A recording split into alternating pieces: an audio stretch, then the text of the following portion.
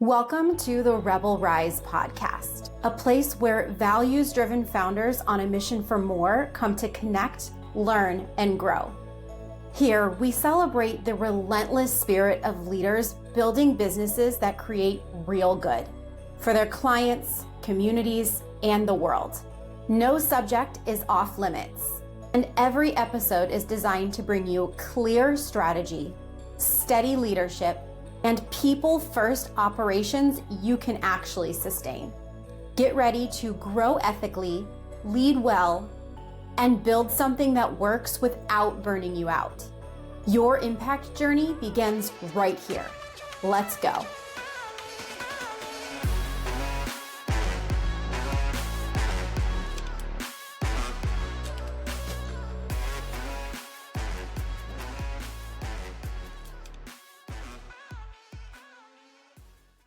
Haley Westfall is a growth strategist, community building expert, and an event architect who is passionate about bringing the human connection back to how we do business. As a former 20-year corporate leader with a master's degree in leadership, she has always been a strong advocate for keeping a people-first servant leadership approach to everything that we do. Now, as the founder of The Table, she helps scaling entrepreneurs create sustainable, intentionally designed growth through growth strategy consulting, live events, and The Table podcast. Additionally, she is the co-founder of Collab Culture, a membership-based community based in Arizona for female entrepreneurs and professionals. Haley, welcome to the podcast. I'm so excited to finally have you on. Oh my gosh, I'm so happy to be here. Thank you for having me.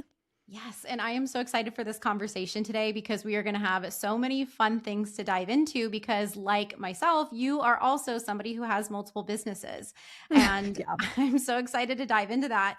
But I already mentioned to our listeners a little bit about your background and how you spent a ton of time in corporate. So I want to, just for our listeners who are maybe thinking about taking the leap into entrepreneurship, have you share a little bit about what that transition was like and what made you decide to take that leap? Because what you do now is really different from corporate. Yeah, I think it's always grass is greener on the other side, right? When we have the freedom to make that decision for ourselves versus when it's made on our behalf, which was my case. One always looks better than the other, and brighter, shiny. At the time felt really heavy. So I spent about just shy of 20 years in corporate healthcare, and I was actually let go. So there was a layoff in my organization. There was about 15 of us that were laid off at once. And I am a very high achieving, like firstborn daughter to the T, do not like to disappoint people, had never been written up in my life. So the thought of being let go from a job was absolutely debilitating. Relatable. So as any high achievers do, I said, they're not going to take me down. Went and got a new job within a couple of weeks. And actually the same thing happened again about 6 months later. I was the highest paid employee in this organization. It was a startup.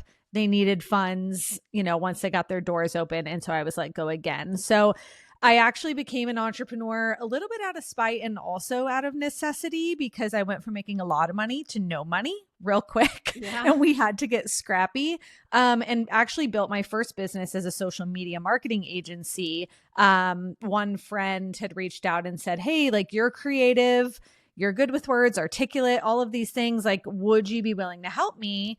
And I was like, sure. And next thing you know, I blinked and it was 3 years later and I had built and scaled a 6-figure business in an industry that I knew honestly nothing about and didn't even like very much. But it gave me really the clarity to see that I was very capable of building something from nothing. And so fast forward into now, I do own 2 separate businesses, The Table and Collab Culture, which are both very community and event centric. And it has just allowed me to bring like the marriage of my love of people and also tactical strategy into entrepreneurship and do it on my own terms, which is like the ultimate gift. Yes, I love this so much. And I want to dive into those. But first, I want to back up to something else that you just said, because I think this would Mhm. be really helpful, is how you kind of accidentally scaled a business you didn't really know anything about into six figures. And the reason that I want to pull that out for just a Yeah. moment is because many people, when they're first starting their business, or quite frankly, as they scale, they spend so much time stuck in their head trying to make everything perfect and make sure Yeah. that they're positioned as this poised expert that everybody thinks is like incredible. And that really illustrates you don't have to do it that way. Yeah, this is very build the plane as you fly. Yeah. Yeah. um, I think what was really fascinating is it was like that borrowed belief from one person of like, hey, I see this in you. You may have not thought about this. My willingness to say, I'm okay being new at something again. And really the people and the relationships that I had been cultivating organically in my life for years and decades prior. I was never a business owner before, so I never, quote, needed them in that way, but I'm a very servant-minded person. And so by me just showing up for people all the time, it became it so natural when I needed them the most to show up for me in ways that I could have never imagined. So I really built that entire book of business strictly on word of mouth referral. And by leaning on this community in my personal life that I had never needed professionally until that time, and was just willing to kind of learn as I went and kind of build that skill set and confidence, over the course of those next 3 years. So much so that then I burned it to the ground. And my husband was like, wait, I'm so sorry. I thought we just did this. We're starting over. We're starting Yeah. over again. I was like, yeah, it's going to be fine. It's going to be fine. Yeah, I love that. And as you're building that first plane, you're also learning how to build and cultivate those relationships, which is Mm-hmm. something, as you already said, that you do now professionally. And it's so incredible. And it's something that I talk a lot about on this platform, is the importance of building community. And we have different focuses, because I do more of like the build on the digital scale, and Yeah. you do the in person, which is just incredible. So you talk a little bit about those businesses, and also why it is so important to build community, because often a lot of brand new entrepreneurs miss that piece. Mm-hmm. Yeah. I think when you come, especially if you're someone who's listening that's coming from the corporate realm, I think we don't realize the safety net that a corporate environment provides for us, obviously financially, but also like emotionally and psychologically, of just being in the energy of other people all the time. When COVID came and all of a sudden now we're all working from home, I think it was a big shift in, a reality check of like, oh, now it's just me and my sweatpants and my poor decisions, in my home office. And I think I really had this weird aha when I went from being surrounded by, I had a team of like hundreds of people and my colleagues and being, in these committees and these meetings all the time, to like just me by myself. I really had to take the onus of like, how do I build that village in this new, era of my life? And so my first business that I started in the community space is Collab Culture. So it's a membership based community here, hyper local to Arizona. I own it with a business partner. So we've been really good friends, honestly, since childhood. And we founded it about 4 years ago. And that came on the cusp of us both shifting from from corporate to entrepreneurship, and feeling like this draw, like we needed to build our own village. And we really couldn't find something that we liked on our side of town. So we decided one day, you know what, we're just going to have a dinner and we're going to invite a dozen women in the community over that we know, or, have some sort of personal relationship with, that we know would be the target market for this thing. We had them over. We fronted the cost of this dinner and had them over. And we were just like, hey, we're craving this. Are you craving this? If you're not, that's okay too. Do you want to be a part of this? We're going to meet at this coffee shop down the street from Stephanie's house, my business partner. And they were like, oh my gosh, this is great. Like, I love this so much. We're like, okay, perfect. We're like, let's throw it on the internet and see if anybody else wants this too. And it was so fascinating because the next day we put it online, and within 72 hours, we had like 45 people signed up. And we were like, wait a minute, how long have all these people been needing this?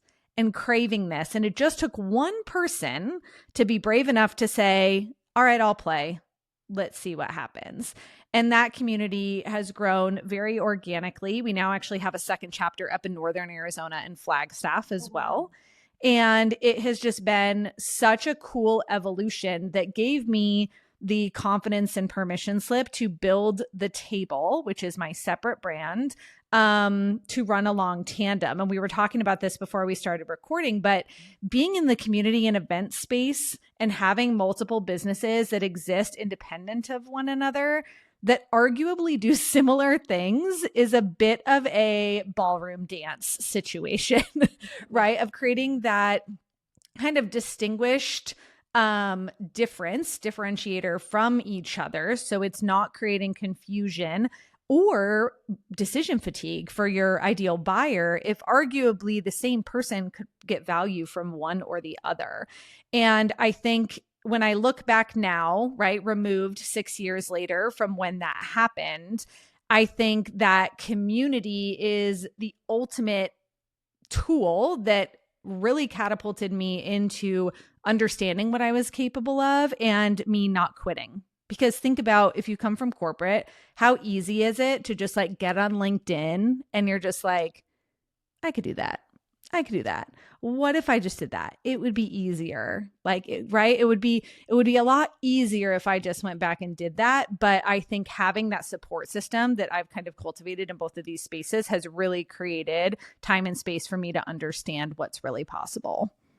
Yeah. And you're doing that for other people too, because like you said, it is easier in theory, right? I see a lot of stuff too out there online that's like, you pick your hard, which is also very true because the grass is not always greener no matter which way you look at it, right? Entrepreneurship also has its downsides and its struggles, like always being on and working on the weekends and working way more than 40 hours, but at the same time, you have flexibility. You do have freedom in different ways, but then you don't always have that guarantee because that hustle is also always there. So I love that community also offers people that ability to actually see what's possible when you're able to look at it from the lens of somebody else who's already doing it.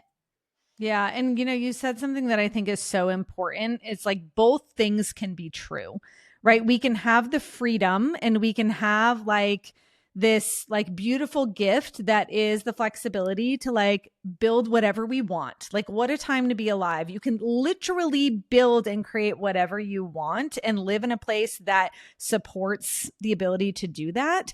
But it can also be hard. And it can also be scary. And it can also be financially insecure. And it can also be, right, the greatest personal development journey of your entire life. It's okay for that duality to exist and both of those things to be true at the same time. And the other thing that I want to circle back with for anybody else listening who is like you and I and has multiple businesses, you're probably a manifesting generator. Fun fact, I Haley am. and I both just found out this week and yesterday that we're both manifesting generators. So no surprise there. But the importance of creating those streams that separate those businesses as well, because while yours play off of each other nicely, right? You do have to create that separation. And that's something that I also experience in my businesses. If anybody is new here to the podcast, I also have my business consulting business and then also a mobile bartending mocktail cocktail service, which is completely different.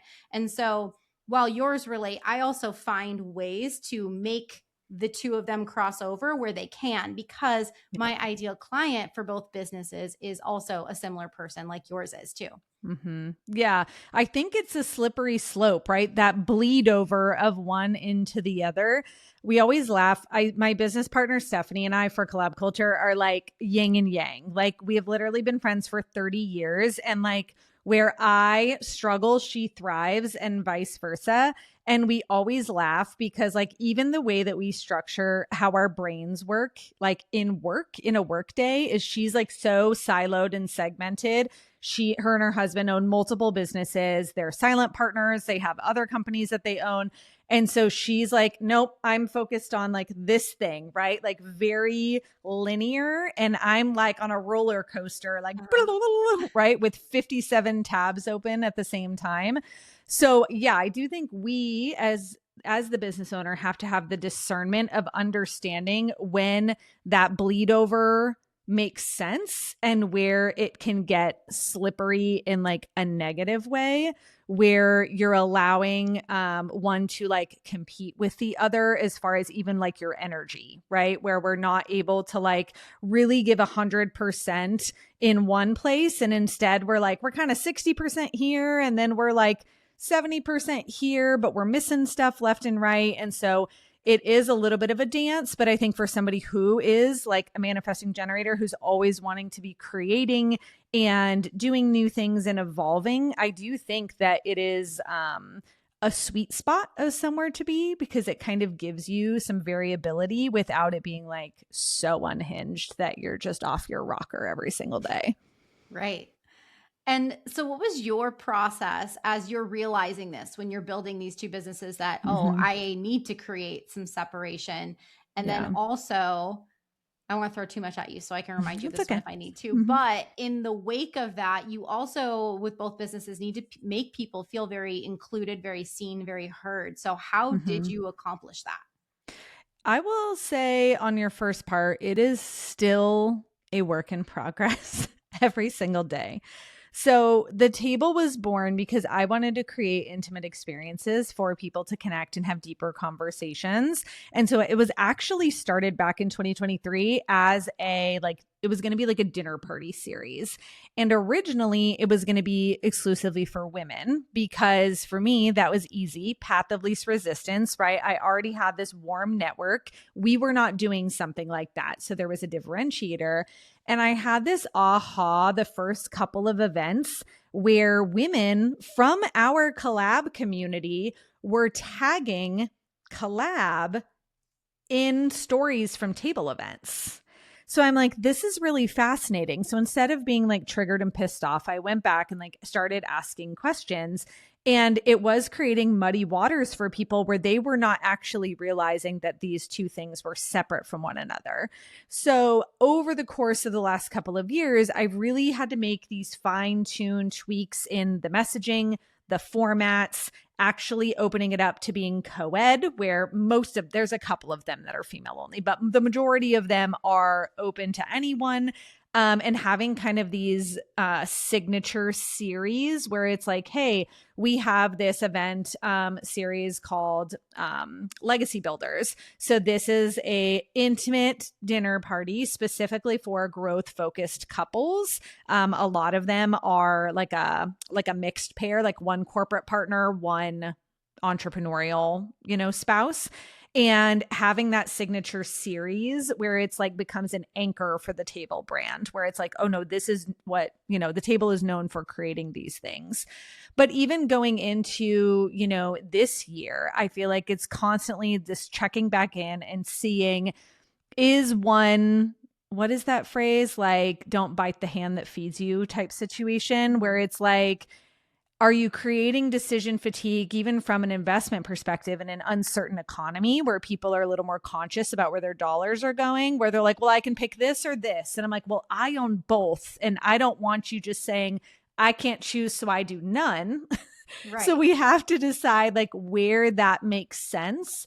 And even as far as like building the 2-day live event that I do in February, that's more conference-esque, those have been evolutions, if you will, over the course of time that have allowed that to kind of stand apart on its own. So I would say it's never finished. It's kind of just being super hyper self-aware and also getting feedback from people of understanding what is it that you are getting confused on. Is it the messaging? Is it the name of the events? Is it the format, or whatever that might look like?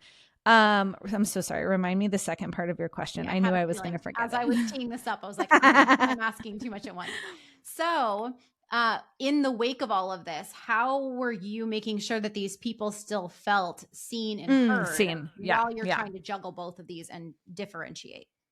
Yeah, I actually just recorded a podcast episode on this a couple weeks ago. And I think that this is like a personal journey. I don't think that this is something that is like, yeah, it can be part of your business plan, but I really firmly believe this has to be something that's like in your programming where you are working this muscle and this tool every single day in every aspect of your life, whether that is your relationship with your spouse, your relationship with your kids, your relationship with your business partner, with people that you're networking with, right? Whatever that is, of really staying curious and making sure that we're having like thoughtful conversations with people. Because I think when you practice that all the time, then it just becomes like your standard, right? It's like your standard operating system, and your brain. A lot of people will be like, I just don't understand. Like the things that you remember is absolutely insane. And I'm like, yes. And that doesn't come at no cost. That comes from practice of doing it over and over and over again. And also understanding, especially if you're considering creating a model that's more of like a membership where you have the same people, right? So, like, quick differentiator currently, this will not always be the case, but currently the table, all of the events are like pop-ups, right? So you could have completely different people from event to event to event, right? It's not necessarily the same group versus Collab Culture is a traditional membership style offer. So it's the same group of women, right? In the same meeting formats every single month. So you're able to get that depth over the course of time longer. So I want to offer on that side, if you have these people who are coming together regularly, remember that it's not actually up to you to be everything for everyone. What it's up to you to do is to create the culture and cultivate the environment for them to be everything for each other. And when you're able to do that well, it's number one, super freeing. Number two, you're like, oh my gosh, this is so beautiful. I'm like a proud mom. But then also it takes this weight off of your shoulders because you're like, it's actually the least about me, right? I'm just like the steward of the mission, if you will. It's the least about me and it's the most about them. And as long as we are being really diligent about that culture and talking about it and really walking that walk, then it will be like a self-sustaining machine. And then you're able to be really intentional on the places that you do need to drop in and plug in and create a more personal touch for people to do that because you have time and space to be able to. Yeah, and that's such a valid point to have. I've always called them like the natural born leaders of the Mm-hmm. community that kind of step in and help to lead so that you don't Yeah. always have to. And it's something I see with a lot of my clients in the digital space too, because we want them to build that. And it's a little bit more challenging to do that on the front end with the virtual world. Yeah. And I think that that's a real art because as the original leader, you do have to, on the front end, spend some time really pouring into those people. But Mm-hmm. once they do see that you care about them and then they start to get this confidence about them, they just lead things for you, Yeah. which is A great. And that's hundred exactly percent. what you're talking about. They're like, oh, don't worry, I've Mhm. got this. Let me set up the check-in table for you. I'm here Yeah. early. Do you need anything? Let me help you clean up. And oh, let Yeah. me go talk to this person. We have that a lot in dance fitness. I did dance fitness instructing Mm-hmm. for a long time, and we would always have somebody in the class who was at every class, became, the front row girly, and she was always the person to be like, "Oh, hey, you have a new person. Don't worry. I'll Yeah. go say hi." And once you Right. have that, that's really powerful, but I also just wanted to build off of that those are the people you really want to Mm-hmm. focus on, is who are those people that are really excited to be in your community Yeah. and that you can pour into so that then they help you to pour into everybody else. And it's so nice because it really just is so organic, right? It's not like you have to even ask them. Like we always say for Collab Culture, we do like a community happy hour, usually about once a quarter. So it's like a free lead gen event where it's free to come, super chill. Everybody's on their own tab. Just here's where we're going to be. Let us know you're coming and come and hang out. And we will always be just like so honored when we will walk up on a conversation or happen to overhear our members, these women who have been with us for 6 months, 12 months, 3 years, 4 years, whatever that looks like, essentially selling the membership on our behalf, right? Talking about how incredible it is. We're not there. They're not like moles, if you will. They're not planted. They're just like so committed to and believe in the mission of like what this community is about, and understand that it is their community just as much as it's mine. And so when you feel that buy-in, then you're far more inclined to be that person who's going to be the raving fan, right? Who's going to be the person that's going to be talking about it incessantly because you just have felt a personal transformation from being in that space. And I don't think that happens overnight, but I think when you're able to see that in other people, once you recognize the signs, it's almost like glaringly clear. Like you can just tell who those your ride or die people are, like almost instantly once you start to pick up on some of those like key indicators. And it's just such a powerful way to create that domino effect of just like allowing people to feel like they're a part of something special. Mm-hmm. Yeah, which really is something everybody wants. So all you're doing is giving them something they're asking for, even if they're not saying it out loud. Yeah. So I'm curious, out of your group of women and men that you have been building over the past 4 years, do you have any like incredible shares or like win stories from where they've been able to go just since being a part of your ecosystem? Yeah, it's really cool. So we were just talking about, let me back up. The nice thing about having the frequency of these recurrence of the same events is that you get to see people where they're at, and then you almost get to like pick them up and transport into like seeing them where they're at. So this past December, we did an event called Faith Fueled Leaders. So it's like one of our signature series, and it's specifically for hyper local, like Christian entrepreneurs. So men and women come, and we are just going to talk about like having an open conversation of what it looks like to be a faith fueled leader in today's world.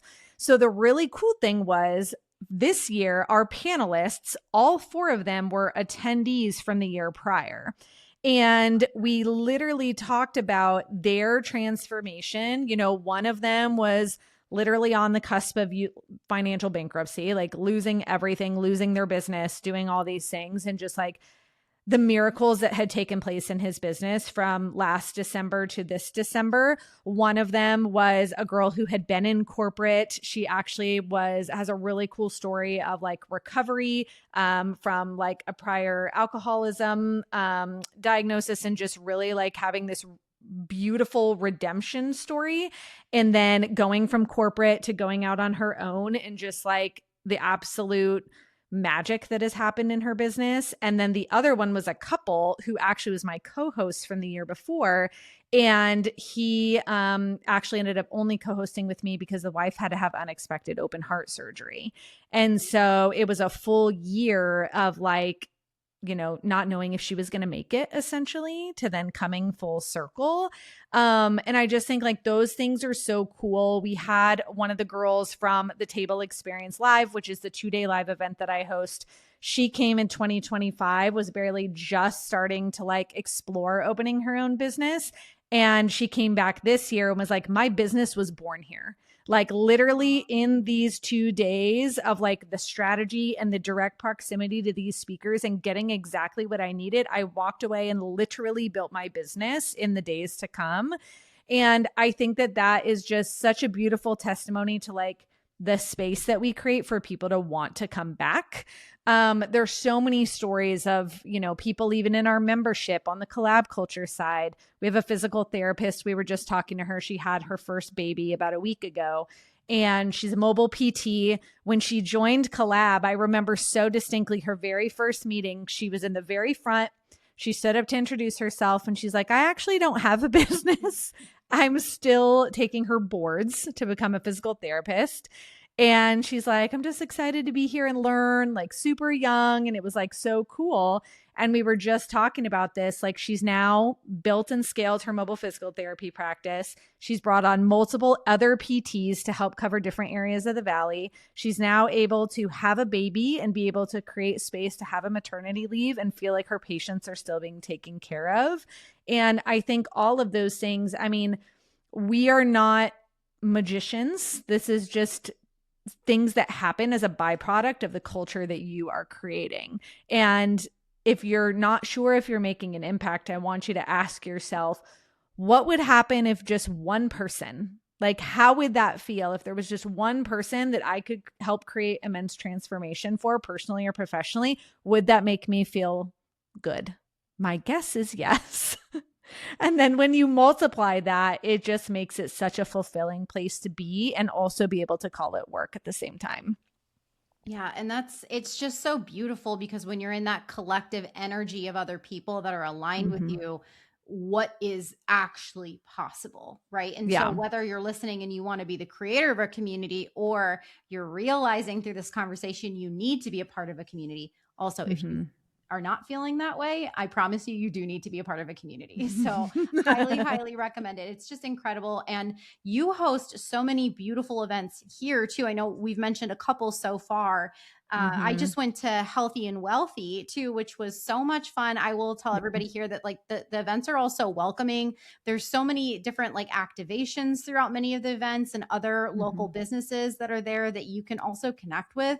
So no Mm-hmm. matter what you're choosing, whether it's to join a community, if you're local, highly recommend checking out one of Haley's events. She also has one that she does during Powerhouse too. So if any of you are Mm-hmm. listening and you're thinking, oh, well, I don't live in Arizona. If you ever come out for Powerhouse, Haley also has a Powerhouse pre-party. So do you want to talk Yeah. about that? Do you have that planned out Yeah. at all yet? Yeah. Okay, good. Yeah. Everything's already live. So it's live on socials. You can go over and check it out, but it's the Table Powerhouse pre-party. And I just love more intimate spaces. And you may be thinking like 75 people is not intimate, but when you're looking at an event that's 600 to 800 people, Mhm. it is intimate. So I actually started this 2 years ago, and I was like, I just want to have like a smaller meetup where we can just like have time to talk and like connect and actually like have conversations with people and just build the excitement going into this incredibly, powerful weekend. And so I did it 2 years ago. It literally sold out like months in advance within like a week, which was crazy. And then last year we brought it back because everybody coming from out of town was like, I'm booking flights. Like, are you doing it again? I was like, sure. We doubled the size. So we had about 40 people the first year, 80 people the second year. And it sold out again, and it was so epic. So it's going to be again this year at the same venue over at Kiln Biltmore. And it is Friday, August 14th, 1:30 to 4:30 p.m. So it's not intended to conflict with any programming. It's just like the accessory. It's the appetizer, if you will. So you can come 1:30 to 4:30, perfect gap between flights arriving and checking into your hotel. Then you can go over, get changed and freshened up, and go to PJ's and Prosecco and have the best weekend ever. Yeah, it's a great way to just kick off networking, Mm-hmm. especially not only because you want to meet new people, but there's my friends go every year too. I Yeah. will be there this year. I haven't bought my ticket yet, but I will be. So Yeah. you know that I'll be there this year, but it's just a great way to kick off networking too, because Mm-hmm. that group of women in particular, they're just so powerful. So I'm glad that you are continuing to host something like that. Are you Yeah. expanding it, or are you capping it still at 80? So we're capping it again. We're going to cap it at 75 Okay. because it was a little tight. It was a little tight. But yes, we have a space where you can put all of your luggage, so you don't have to be worried about if you're coming straight from the airport. And it's just cool. Last year, I taught a workshop on this framework that I have called Ready for the Room. And so how to make the most of live events, really owning the responsibility of having the discernment to understand which are the right events for you and which are not. And then activities that you should be considering on the front end, when you're there, immediately after, months and weeks to come. So I actually taught that workshop live. And then we did some like live breakouts, if you will, where people were able to take those tools and then practice them and like actually interact with people, which was so fun. And so I'll be teaching again this year, a little bit of a different format, but yeah, it's going to be super fun. We have snacks, we have drinks, we have a photo booth. Like, it was such a vibe, and it's just like a fun time to get together with the girls and just have fun. And also remember too, going into those spaces, that in order to be a good community builder, you have to understand how to be a good community participant first. And so putting yourself in spaces like this and seeing how you can show up in what energy and how you can serve other people is only going to help make you a better leader. Yes. Amazing. And so to highlight what she said, there are only 75 tickets. So when Yes. this airs, go get your ticket. If There you're will be listening. less. Yes, there will definitely be less. There will definitely be less. Mm-hmm. So if people want to get in touch with you, they want to get a ticket to the Powerhouse pre-party or any other event, if they're local, Mm-hmm. they just want to pick your brain for questions, where is the best place for them to connect with you? Yeah, I would say Instagram. So over at Instagram, my handle is the Haley Westfall, and my links are there for the table has a separate Instagram, Collab Culture has a separate Instagram. All of that is linked in my bio. That's probably the best space where I'm most active. I am trying to wiggle my way into the TikTok space. I feel very geriatric over there. So I'm trying to figure that out. So if you want to come be my friend over there and show me some love, it is the exact same handle, the Haley Westfall on TikTok as well. But I would say Instagram, my DMs are always open. Okay, amazing. So make sure you guys connect with Haley there, look at all of her events and community offers. And before we wrap up, you also have a gift for everybody listening.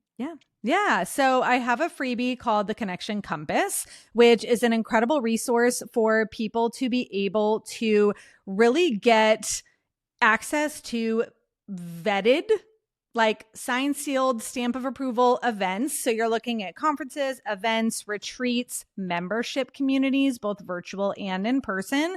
And it is a living database. So the really cool thing with this resource is it's completely free. You sign up for it, bookmark it once, and then you can have access to it to be able to refer back to, because stuff is constantly getting added. There's discount codes in there, all kinds of incredible stuff. So Connection Compass is an incredible resource. And because I did talk about it, I'll send you a separate code as well. If anybody's interested in the Ready for the Room masterclass, I'll go ahead and give Vanessa a 50% off code for that audio masterclass. You can listen to it while you're getting ready, podcast style. It's super easy, super, super tactical, and will give you specific homework items, if you will, to be able to build this toolbox so that you can take this framework and apply it to how you look at approaching events from here on out. So I'll send you 50% off code for that as well. Cool. Amazing. Thank you so much. Yeah. Yeah. Well, this has been incredible. Make sure you guys get your goodies. Haley, thank you so much for being here and pouring into everybody today. I am so excited to be able to attend your events, and I hope that we see some listeners there too this year. Awesome. Thanks for having me. Thanks for listening to another episode of the Rebel Rise podcast. Be sure to subscribe so you never miss an episode, and invite your friends to join us next week. This is your time. Now get out there and rise.